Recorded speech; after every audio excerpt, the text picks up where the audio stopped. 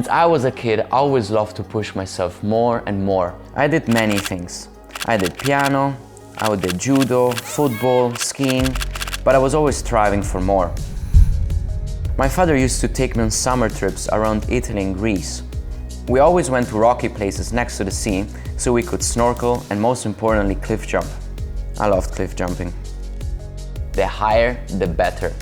But before that, we would check underwater if it was deep enough, then climb up with bare hands and rock climbing shoes, take a look down, and then jump. A few seconds flying in the air, the free fall, and then the hit with the water. A free-falling feeling that would last just a few seconds, enough to give me that adrenaline rush that I was chasing. High risk and high reward. I grew up watching Humans Are Awesome on YouTube, and people were doing literally anything in those videos. They were racing cars, they were skateboarding, they were doing parkour, but there was one thing that made me dream every single time. And that was skydiving. Skydive was always insane to my eyes. It made me dream. If a cliff jump felt that amazing with just a few seconds of freedom in the air, how would a skydive feel? During the last years, I didn't really practice any hobbies. I was in business mode 100%. I would always postpone fun activities for the future. I'll do this when I will have that kind of mentality. And that's a big trap. This mindset basically took away so much fun from my life. I hustled every day, and guess what? Results were not that great. So, in 2019, I decided to change approach. I decided to work only a few hours a day and enjoy my life more, as an experiment. And guess what? At first it felt weird because I wasn't working much, but after a few months I had more clarity and I knew what I had to work on. I was way more efficient. 6 months later, my affiliate marketing project really took off, and that changed everything once again. The next thing for me was skydiving. So in August 2020, I flew to Algarve with my friend Maxi and we started jumping. I had no idea how dangerous the sport was gonna be. I never even did a tandem before, but deep down I knew I just had to go straight for the license. In my head, there was no point of doing a tandem jump because the best part was the feeling to be free in the sky and fly anywhere you want. And being attached to someone is not really like that. But the first jumps were not what I expected. I was terrified at the door, I was stiff, and my muscles would hurt because I was super tense during the free fall. I failed one of the IFF levels because of the high stress. Your body is telling you not to jump while the mind forces you to do it. A complete mindfuck that goes against any innate safety triggers we have in our body. Not gonna lie, after the first jump, I felt very sick. I was telling myself there is no way I'm gonna do this on my own. There was so much to process for me. But I knew I just had to get used to it. So jump after jump after jump, things started to go better. And the journey started. Flying is definitely not as easy as it might look. Flying requires awareness of how the air works on your body, because if you lift your feet, it's gonna affect your flying. If you move your hand, it's gonna affect your flying. And in fact, a girl told me in the sports that we didn't learn how to walk in a week, so don't expect to learn how to fly in a week. And she was right. After Portugal, I had a break because of what was happening in the world, but there was one place that was open for skydiving and anything else, which was Dubai. So in March 2021, I flew to Dubai. They have one of the best drop zones in the world because the best skydivers go there.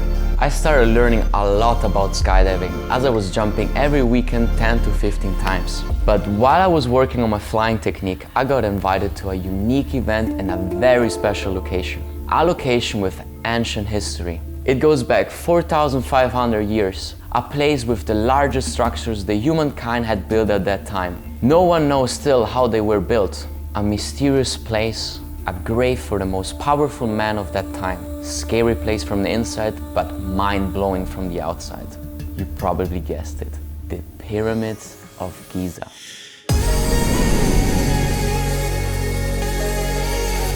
This is by far gonna be the most insane skydive of my life. Very few men have skydived over the pyramid, and now it's my turn.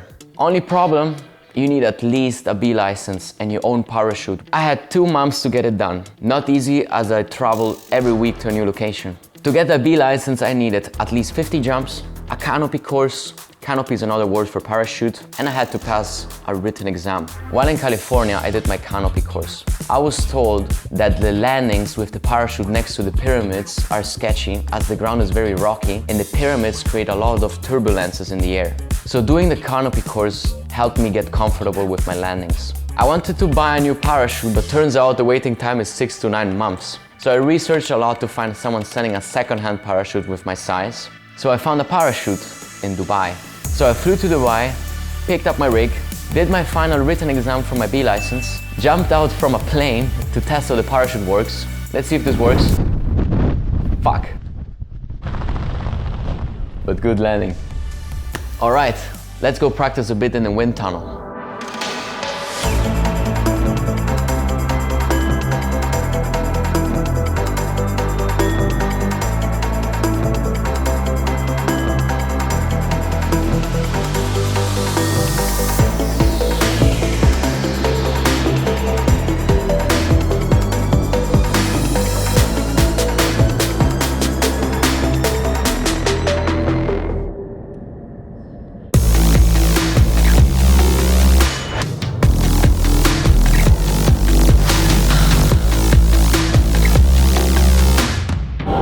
About tunnel flying is that you can simulate an actual skydive. So you can spend there like minutes just flying. You don't have the free fall feeling in your belly, but you have the same wind. It's like super fast wind and it ranges to like 200 to even 400 kilometers per hour. Great hack to start learning to skydive properly is to go in a wind tunnel for like 10-20 minutes so you get comfortable in the wind, and when you do an actual skydive you're gonna be much more stable. 1 hour in the tunnel of flying continuously simulates more or less 72 jumps in the sky, assuming we fall for 50 seconds. But to do 72 jumps, it will take probably at least a week if you do more than 10 jumps a day. If you wanna learn very quickly, you go to the wind tunnel, you buy some time, you learn much faster, and your learning curve goes up like this.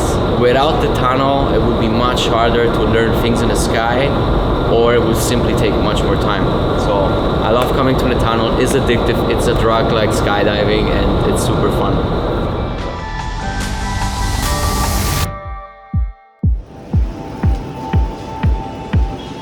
Your baby? My cutie baby. Almost didn't come through, but all good now. All right, cheers. Cheers, mate.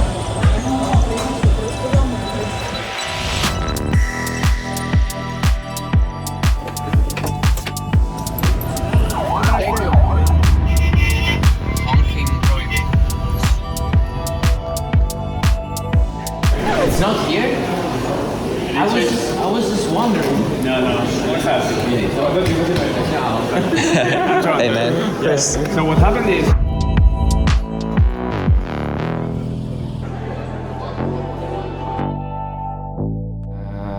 Logbook, I got it. Parachute, I got it. Helmet, I got it. Altimeter, I got it. Head, so my neck. Let's go. Let's go. Alright, send it. Here's some snacks. Brekkie. Cheers. Cheers. Good morning. We are at the Hyatt Regency in Cairo, and it's 6:45 a.m. or so, and we're about to go skydive over the pyramids. But we only jump at 11, but we go there now because I need to debrief and show us how to land safely next to the pyramids. I feel rather tired because we didn't sleep much. Like, you slept 3 hours last night, today we slept 6. But I feel really excited because the view is gonna be freaking amazing. Holy shit, holy shit. Fuck, man. Over the freaking pyramids, yo. If you go on YouTube and you look for skydive, you're gonna see the Palm in Dubai, you're gonna see some other common locations, but the pyramids, no one saw a jump over the pyramids. There are a few videos, but it's not that popular. It's gonna be super unique for you guys to watch what my eyes are gonna witness today. So, stay tuned.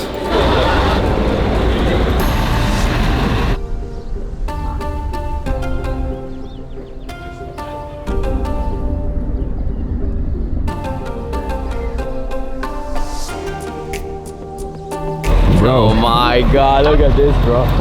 We're gonna skydive over that shit. Oh my god. That's incredible, man. And the sky is clear, so the view is gonna be insane. Okay, let's take the parachute. No. You have 2 parachutes? No, 1. Just make sure you wear the right one when you jump out of it. Go, go, go. Too slow. Go to the ramp, exit. There's no time looking around who's doing what. Andro, Nicole, Christian, Allison, David Ford.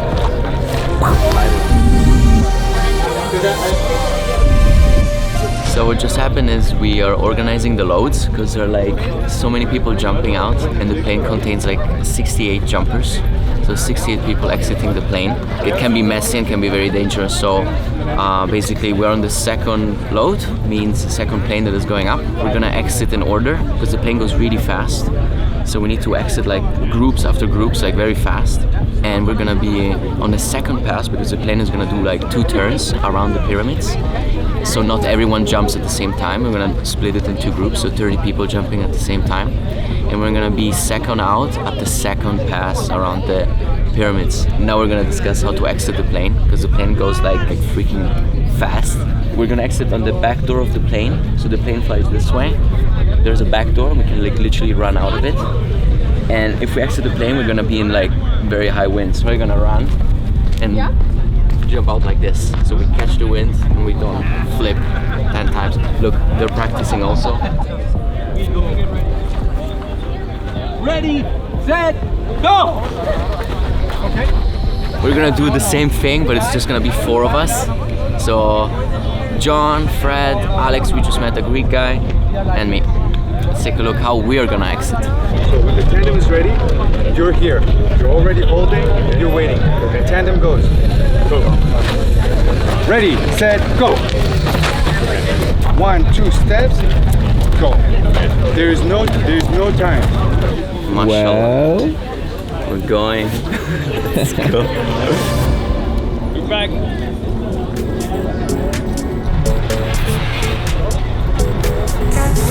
Alright, guys. See ya.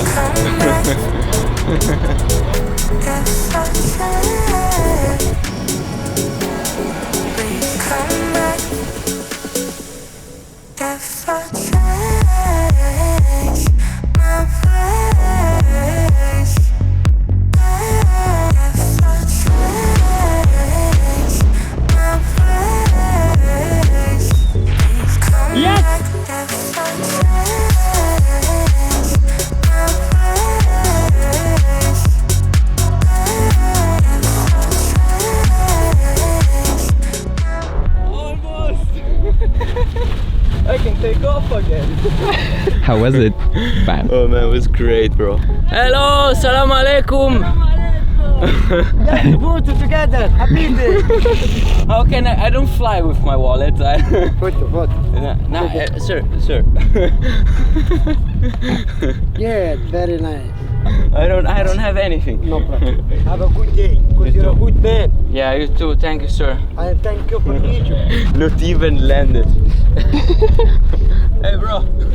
Give me something.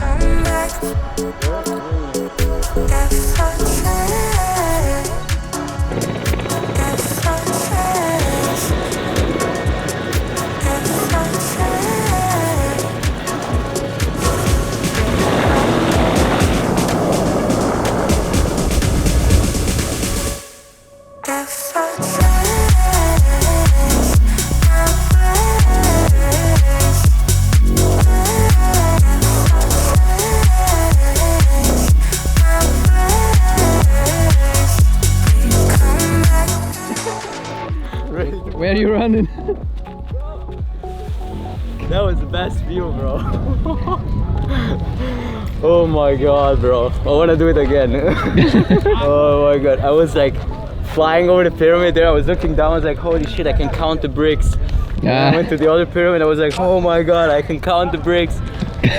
This was my favorite jump. What a day. What a day. Alright, so this was the last jump and I feel a bit shaken because, you know, they say skydiving is dangerous, but actually riding the bus is more dangerous. I opened one of these doors to grab something and I hit my head heavily, and now I'm like, I have a brain concussion or something. And then yesterday on the bus, I hurt myself here and here. So yeah, bus rides are more dangerous than skydives. Before I landed over there, it was so windy that I couldn't make it back. So I was like trying to fly forward, but I would just fall down like this because I was flying against the wind. Oh, it's so dusty over here. All our clothes, our skin. At the end of the day, when I rub my skin, my hand is like completely black because of all this dust. And now they set even the buses here to block the wind so the packers can pack.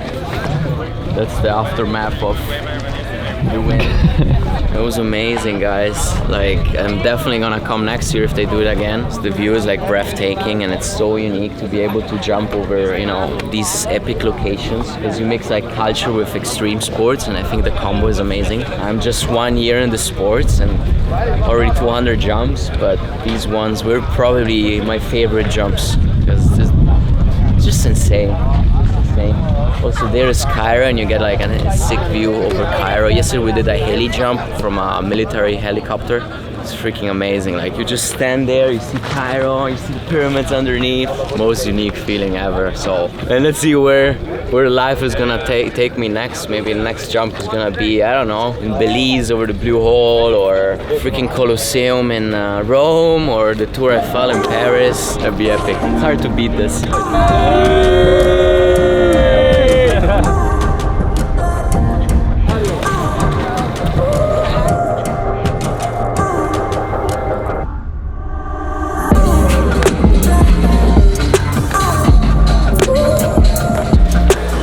Back at the hotel, time to relax, time to sleep, because my head hurts quite a bit because I hit the bus. We're gonna, I don't know, chill for 2-3 hours, maybe do some work, and then we're gonna go to town, explore the town, because since we got here, we only went from the hotel to the pyramids, to the military base, and back to the hotel. So we live in like a skydiving bubble. At 8 p.m. or so, we have a boat party as a skydiving party to wrap up the event. It's gonna be sick, hopefully. But yeah, now sleepy time. Finally, back to the room.